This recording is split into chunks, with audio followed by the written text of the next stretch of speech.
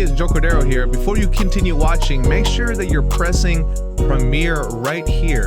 Make sure you press that button so that you're watching at the same time as everyone else, okay? Make sure you press premiere. It should be right here. That red light.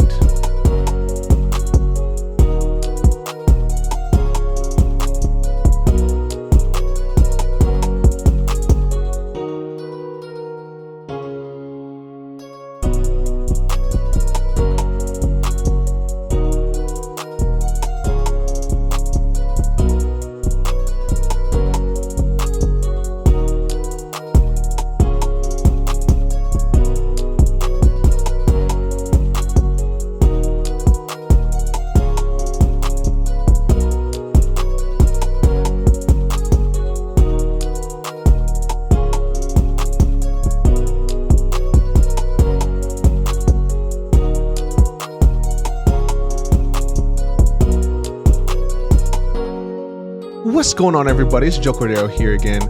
Yo, for those who missed out on game night on Wednesday, you missed out on a good time.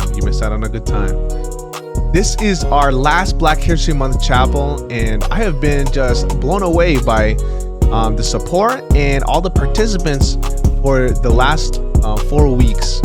In this fun fact, this is actually our 20th chapel episode as well. Just give some love to all the participants, please. All the love. Thank you for all of those who've been participating in the past chapels, and it's been amazing just to see us grow together as a community. I just want to give a quick shout out, one to Miss Mackenzie and also Mr. Dudley for pulling through with Black History Month and with Martin MLK Day. Really coming through and helping us in the mix, getting people involved and setting things straight so that we can get these programs rolling. One thing I also want to let you know of before we get started today is we're actually getting our music team up in the mix again.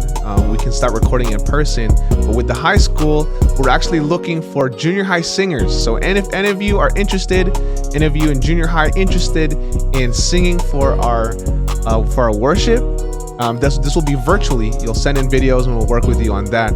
Please DM us on our Instagram at Campus Ministries JH. We'll get you involved with that. So anyone wanting to get involved with singing, you'll be working with some of the high school ministry directors to get that in the mix. We'll be excited to get that done. So without further ado, thanks again so much for being involved and being supportive and just staying involved in the chat. And let's roll it. Episode or week 4 of Black History Month. What's up, guys? This is Aiden Ricketts from LLA Junior High, and welcome to the last chapel of Black History Month.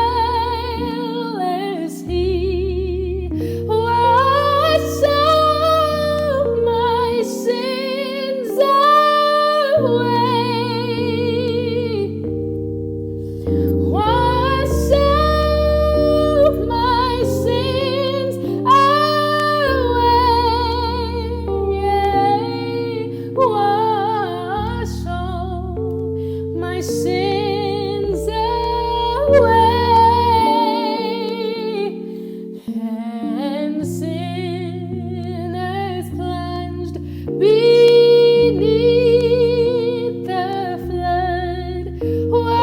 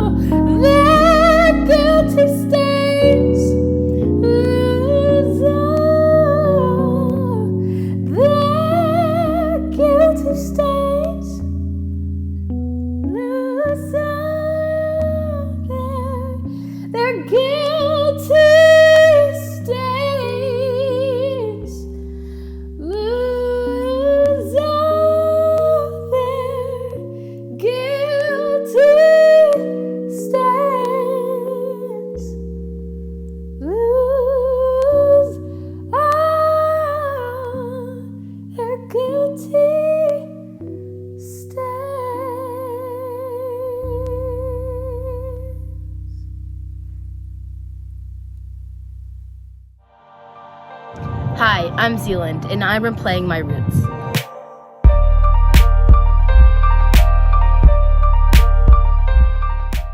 My great-grandma was born in St. Kitts, and she moved over to St. Croix, and that's where my grandma was born. My grandpa's parents met and married in Philadelphia, and that's where he was born.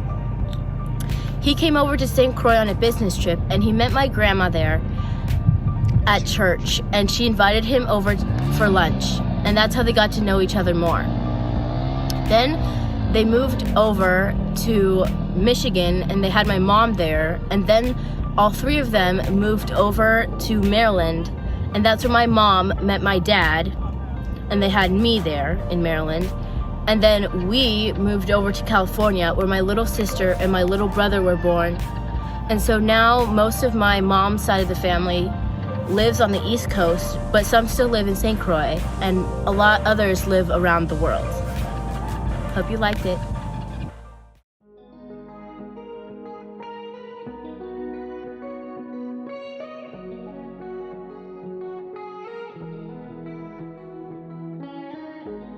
This and this, that and that, this and that, these and those, together make. Who am I?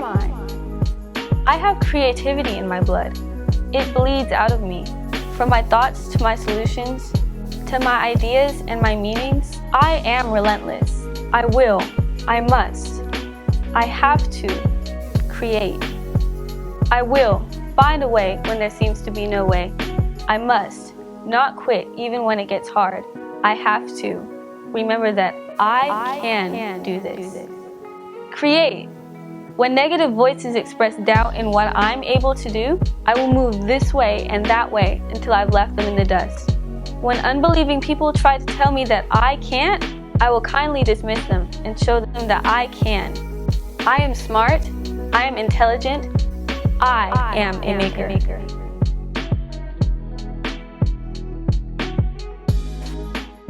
Hi, my name is Olivia, and I'm going to be talking about Black communities. Haiti is an island off the coast of Florida near Cuba, and the official language is a mix of French and Creole.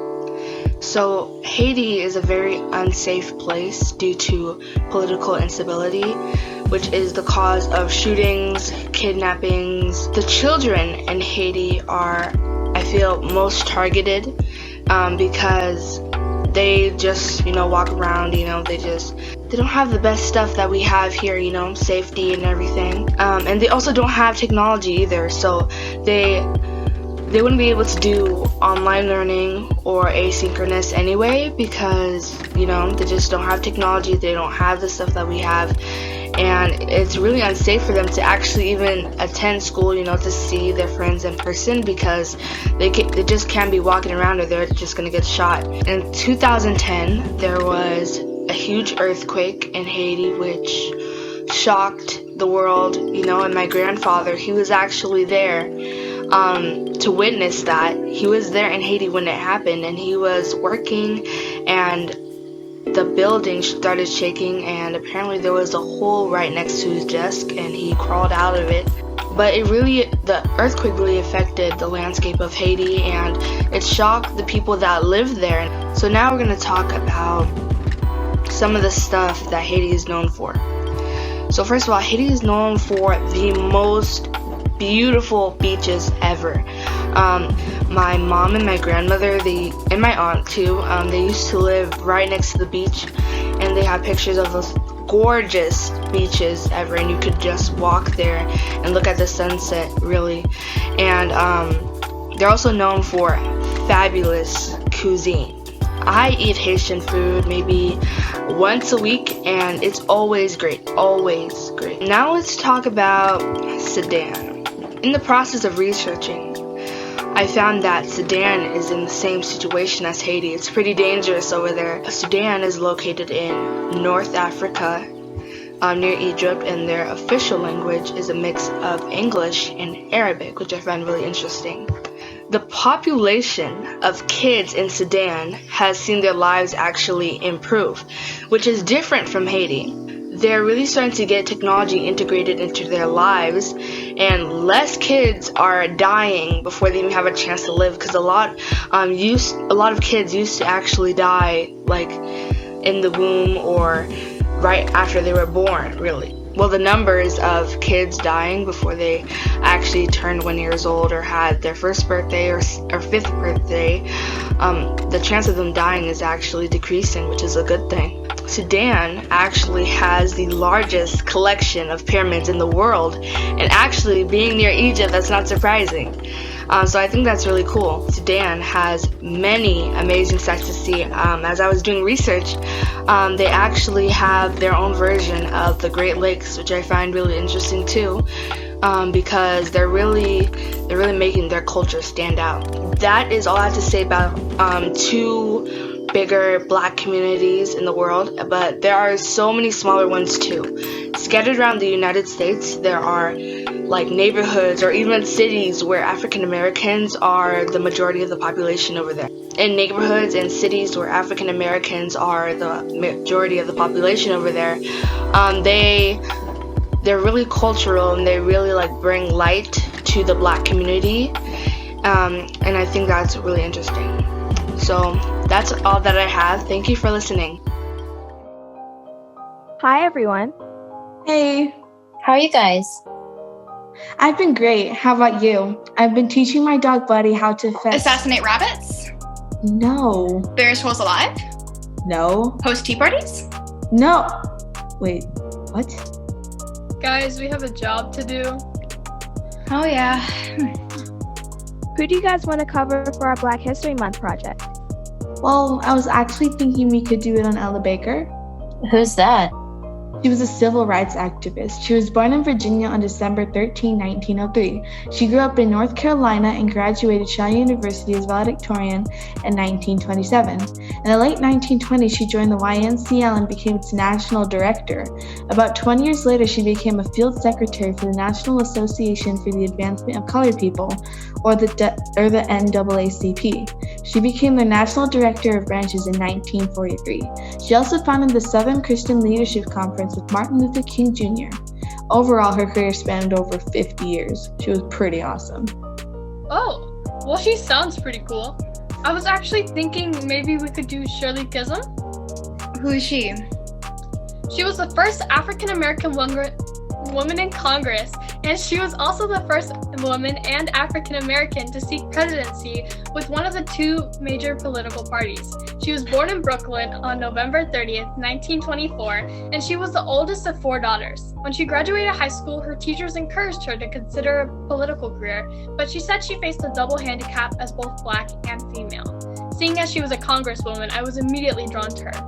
As you probably already know, once I graduate from medical school with my degree in neurosurgery, I'll immediately run for Congress in order to get a feel for the government. That way I can help my future husband to run for the youngest ever president of the United States. Now, I would do it myself, but then I'd be too busy to properly run my neurosurgery clinic on the moon. Wow, Congresswoman, that's great. I know poggers, right? She's cool, but I was thinking we could do Thurgood Marshall. Who's that? He was a Supreme Court justice. I want to be one too. But you have, no sense of justice whatsoever. What do you mean?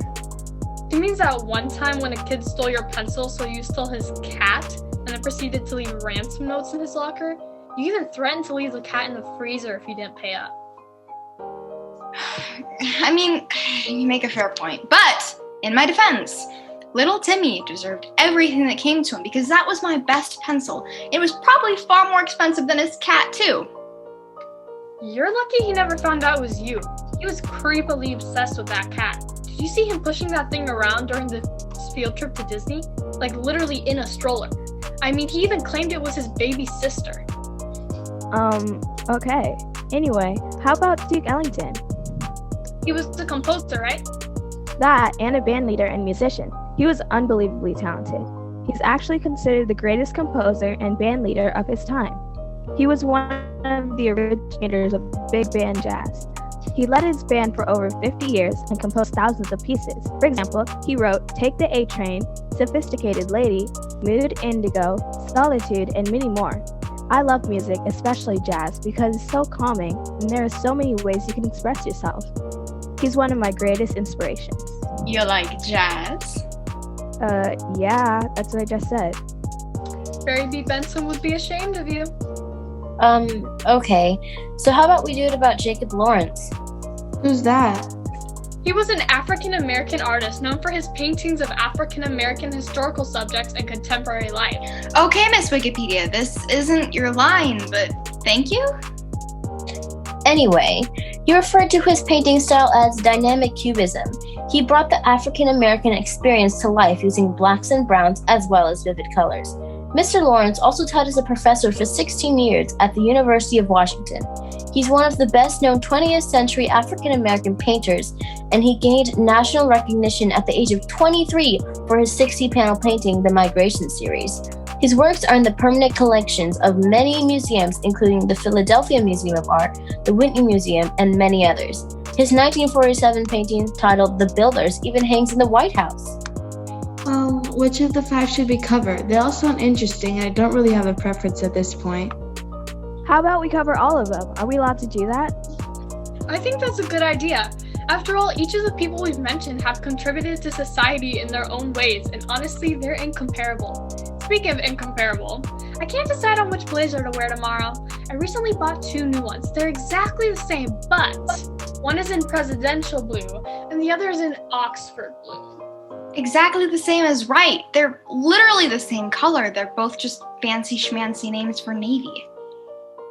I don't know what you're talking about. Presidential blue has more of an indigo hue to it, while Oxford blue... All right, well, that's it for today. We'll work on this more tomorrow. Sophia, good luck on your quest to pick the perfect blazer to wear.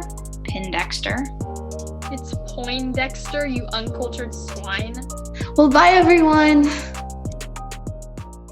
This morning's speaker is actually one of the sons of one of the English teachers here at the high school side. And he lives actually in New York City, all the way out there. And he is passionate about social justice and empowering others to participate in active social justice. His true skill is he is a masterful storyteller. And frequently, he has been featured on a storytelling platform like The Moth. So let's give some love in the chat for Mr. Devin Sandiford. It's the summer of 1997. I'm 12 years old, and I'm walking through an amusement park in Southern California with 2 of my best friends. I'm really excited. Like, this summer is going to be the best summer. I get a chance to be in this amusement park with my friends. And it's in Southern California, but it's not Disneyland. It's this other theme park, this smaller park that just opened maybe that year or the year earlier. And so I'm really excited to be there with my friends. They're twins that I've known since the 2nd grade. Their names Mark and Michael, though Michael would always get upset if he knew that I said his name second. It would be the type of thing that they would argue about for like an hour, just their names to be first or second. But I'm so excited to be there. We're just there, just the 3 of us, and we're so excited. We've gone, and the very first day that we go there, we try and have like a really fun time, but we find ourselves getting kind of burnt out in the California sun. We get all mixed around. There's too many things to do. And like, we're like kind of upset that we wasted so much time doing things that we didn't really want to do. And so the next day we come back and we have a little bit better of a plan. And this theme park it's called Pharaoh's Lost Kingdom. And it's pretty large. It has an arcade inside. It's got go-karts, mini golf. It's got a lazy river that you can sit on with like inner tubes and just go around. They've got these huge water slides and a huge swing. And so the next times that we're going in, we pretty much go there every day that summer.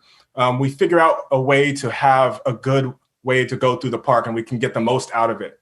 And so we decided, instead of starting in the arcade where we had done before, that we would start at the go-karts, because that was like, nobody would be there and we'd get a chance to go around. And so we'd go around, and the people started to know us from being there so many days. They'd let us start going around the track like multiple times, more times than we were allowed. They were so friendly to us. And then we would go to the mini golf.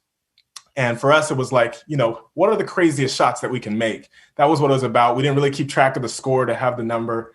And other days we would then go to the lazy river and go and like maybe try and play tag. But we realized that as we were playing tag or going into the water, that would spend so much time to like get dressed in our swimsuits, to have to dry off, to have to change. And so we decided, the water's not really for 3 Black young men. Like we can just do other things. Like they had those really huge water slides. And back in the late 90s, and probably still to this day, water slides are like a death trap. Those things were always out of order constantly, or like they'd be leaking water. The one time I did try it, like they are so rough that you like feel like your back is getting cut up. I see like, I have dark skin, but I see other, kids with light skin, white kids, they've got like red marks all over their back. And so we're like, let's just skip the slides. Like that doesn't feel right at all.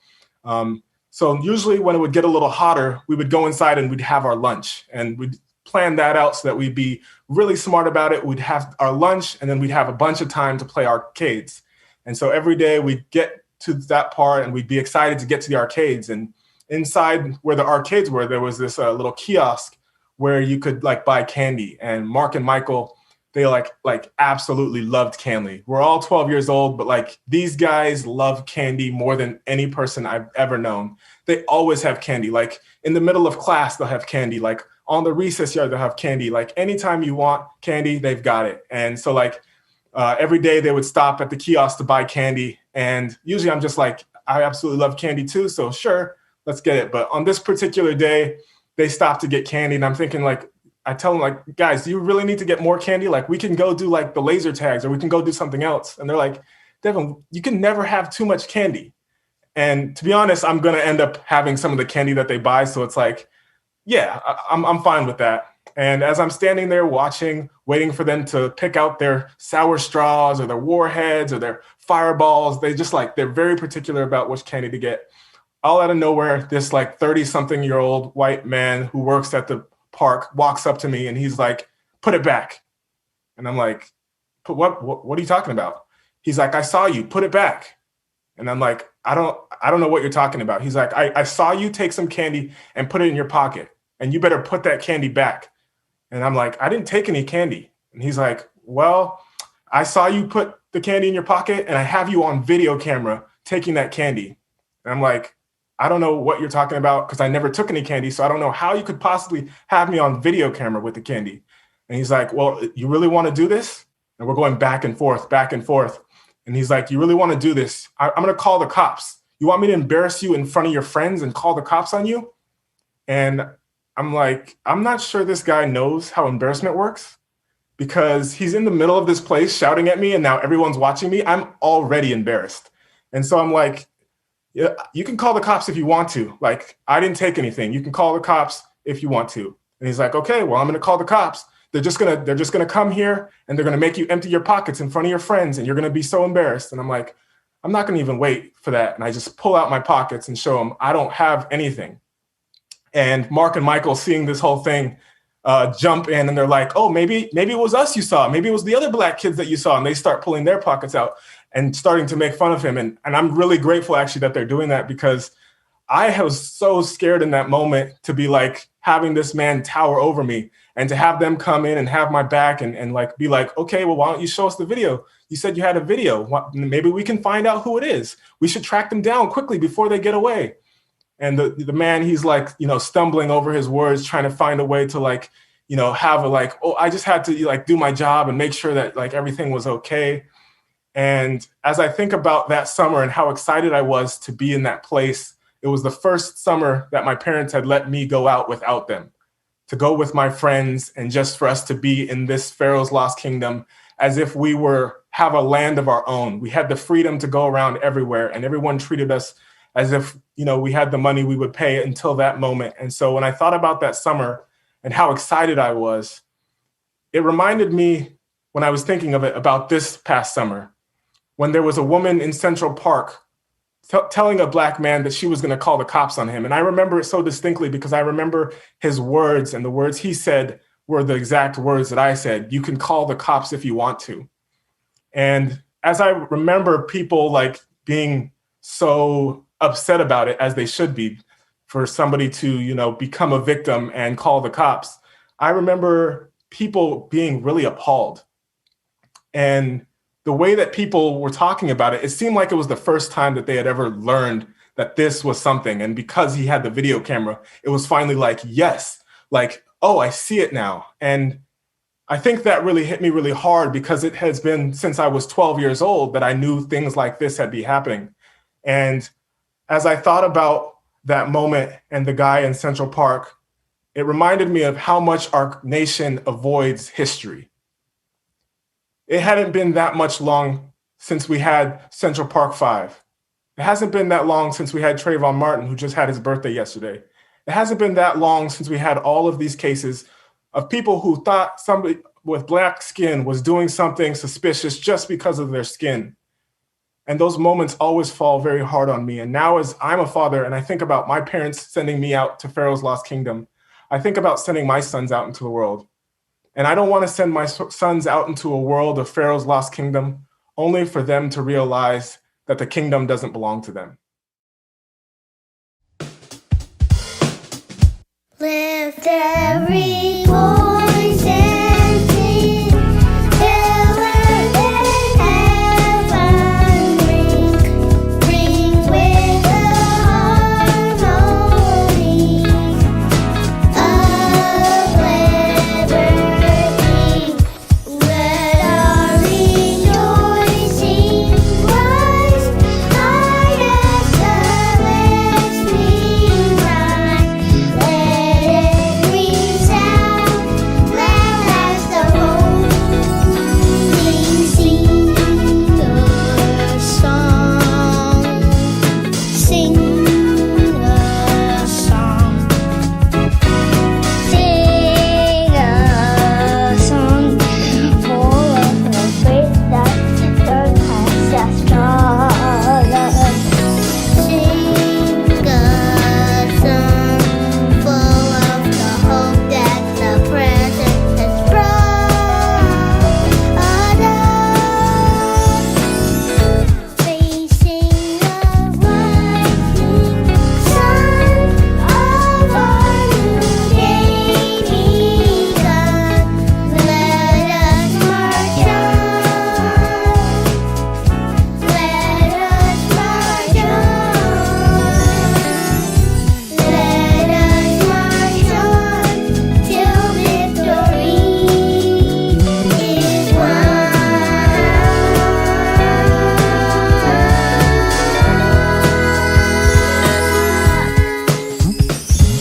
Sing a song, sing a song, sing a song, sing a